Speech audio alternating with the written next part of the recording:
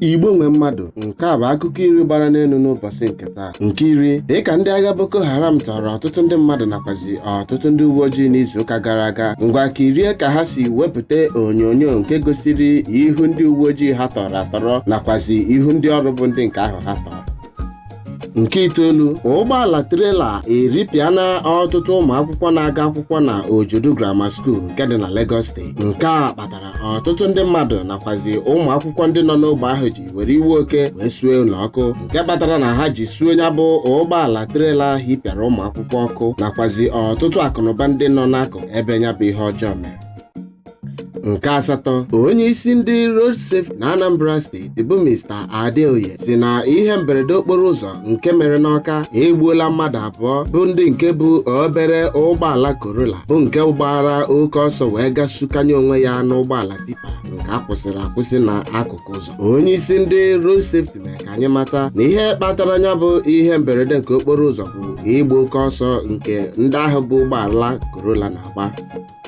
Nke asaa, dịka ọ na-ewi na nneta Ọji Ụzọ Kalụ gara nete Maazị Nnamdi Kanu n'ụlọ mkpọrọ maka ka akwụsị inye ya nri nakwazi ọtụtụ ihe ahụike bụ ndị nke ekwesịrị ị na-enye ya dịka onye nọ n'okike ndị DSS. Ọ bụ nke a mere nwa amadi a ji wee gaa n'ọha nta akụkọ wee gwa ọha na eze na ọ bụ eziokwu na anya gara nete Maazị Nnamdi Kanu n'ụlọ mkpọrọ, kama na o nweghị mgbe ọ gwara ndị DSS ka akwụsị inye ya nri, kama o mere ka ọha na eze mata na ndị na-akpa nkata ekwu ihe ọjọọ dị otu a n'ọha nta akụkọ bụ ndị otu ndọrọndọrọ ọchịchị maọbụ ndị na-azọ okwe ndọrọndọrọ ọchịchị. Nke isii, na ụmụaka Njaba nke dị n'Imo steeti, mmadụ isii anwụọla site na mgbọ egbe na-efegharịrị onwe ya mgbe ndị amị obodo anyị na ndị ohi kwarịtara mgbọ n'ọdụ ahịa afọ ụmụaka. Mgbe ya bụ ozi ji erute anyị aka, emere ka anyị mata na site na akwarịta mgbọ ndị amị obodo anyị nakwazi ndị ohi kwara na ya bụ ọdụ ahịa afọ nke dị n'ụmụaka, na ọ bụ site na nke a ka mgbọ jiri tụ mmadụ ise, ma onye mere ha mmadụ isii na ndị nke nwụrụ anwụ bụ otu onye n'ime ndị ohi ahụ bịara izu ya bụ ohi. Nke ise, Saifa Kweku Drizzle bụ otu onye ọrụ nta akụkọ bụ nke a maara nke ọma na mba Ghana esina n'ụra wee fere n'ọnwụ. Mgbe ozi na-eru anyị aka ji rute anyị aka, emere ka anyị mata na amabeghị ihe bụ ihe kpatara ọnwụ nwa amadi a maọbụ ihe bụ ihe mere o ji wee nwa n'ụdị a, kama ọtụtụ ndị ikwu na ibe nakwazi ndị ihe ya na-amasị na-ekpe ka mkpụrụ obi ya zuru ike na ndokwa amam. Nke anọ, ndị National Drug Law Enforcement Agency azọpuola ọdụ ebe a na-emepụta ọgwụ ike nke a na-akpọ mkpụrụ mmiri bụ nke dobere ụmụ okoro na agbọghọbịa anyị n'ọnọdụ elepụrụ wenaga. Enyopụrụ ihe dị otu a bụ ebe a na-alụ ya bụ ọgwụ ike na mba Delta steeti, ma mgbe ndị ọrụ ụlọ ọrụ NDLEA gara aga zọpuo ya bụ ebe a na-arụ ọgwụ ike a, ha jidere mmadụ anọ bụ ndị mba Mexico ma jidekwazie mmadụ anọ bụ ndị mba Naijiria anyị, maka emere ka anyị mata na ọ bụ oke dị n'ụlọ gwara oke nọ n'ama na azụ dị na ngịga.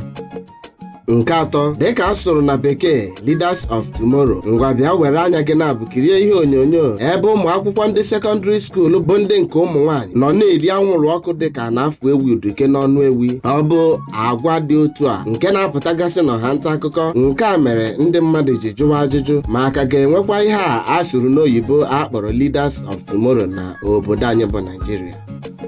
Nke abụọ, dịka ụgbọelu bụ ndị mmadụ malitere na-ada n'ọdụ ụgbọelu nke dị na Eri, Anambra steeti. Ọ bụ nke a mere ka ọtụtụ ndị mmadụ ya bụ ihe masịrị nke ọma jiri wee gaa n'ihu n'ọha nta akụkọ wee na-ekwu ka o si dị ha n'obi. Ọtụtụ mere ka anyị mata na ugbu a ọkachasị ndị bụ ndị nke Anambra steeti na njem ga-ebiri ha nkenke, ọ bụghịzi daa na steeti ọzọ tupu i were ụgbọala wee bababeghị, kama na ha ji ohere akwa wee kenee gọvanọ Willie Obianọ bụ onye nke mere ka anya bụ nlọ wee bịa na mmezu.